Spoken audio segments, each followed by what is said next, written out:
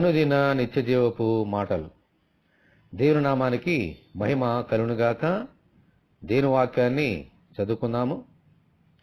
యెహోవా స్వరము లేళ్లను ఈనజేయును, అది ఆకులు రాల్చును. ఆయన ఆలయములో నున్నవన్నీయు ఆయనకే ప్రభావము అనుచున్నవి.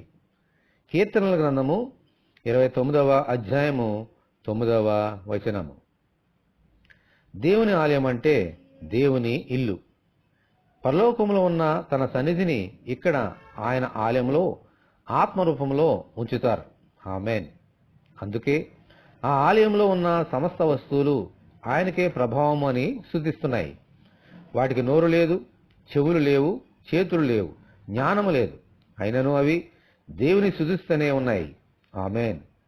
ఆ ఆలయంలో ఆయనను ఆరాధించడానికి వెళ్తున్న మనము నోరు, చెవులు, చేతులు, జ్ఞానము ఉన్నా మనము ఇంకెంతగా ఆయనకు ప్రభావాన్ని ఆరోపించాలి.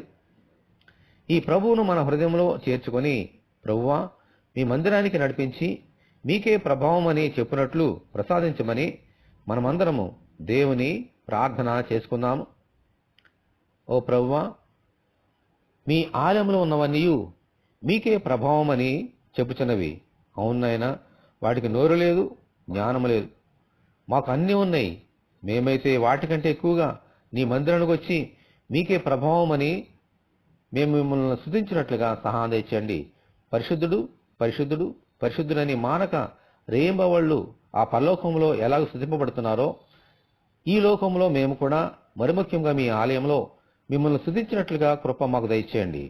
ఈ వాక్యం అంటే నీ బిడ్డలందరినీ దీవించమని యేసు అతి పరిశుద్ధమైన నామములో ప్రార్థన చేస్తున్నాము తండ్రి. ఆమేన్. దేవుని కృప మనకందరికీ సమృద్ధిగా నుండునుగాక. ఆమేన్. పరిశుద్ధ దేవుని మందిరం.